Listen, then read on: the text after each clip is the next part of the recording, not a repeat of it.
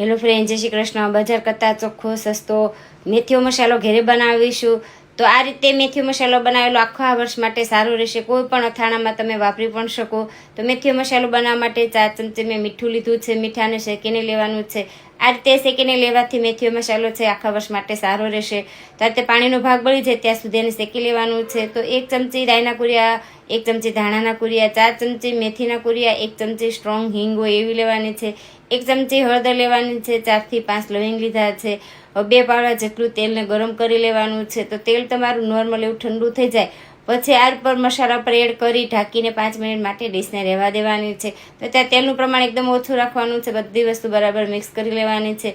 તો જે આપણે મીઠું શેક્યું છે એને એડ કરવાનું છે અને કાશ્મીરી લાલ મરચું અને તીખું મરચું બંને મેં 2 ચમચી એડ કર્યા છે. બરાબર મિક્સ કરી લેશું. તો લાલ મરચું મને ઓછું લાગતું હતું તો બીજી 2 ચમચી એડ કરી છે. તો કુલ 1 વાટકા જેટલું મેં લાલ મરચું એડ કર્યું છે. બધી વસ્તુ હાથેથી બરાબર મિક્સ કરી લેવાની છે.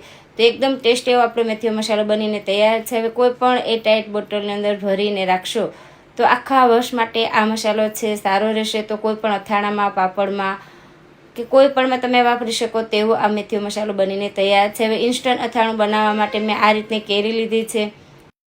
તો કેરીની મેં નાની સાઈઝની કટકી કરી છે. હવે 4 થી 5 ચમચી જેટલો આ મેથીઓ મસાલો એડ કરવાનો છે. 2 પાવડા જેટલું તેલ ગરમ કરી થોડું ઠંડુ કરી પછી એડ કરવાનું છે. તો બધી વસ્તુ બરાબર મિક્સ કરી લેવાની છે.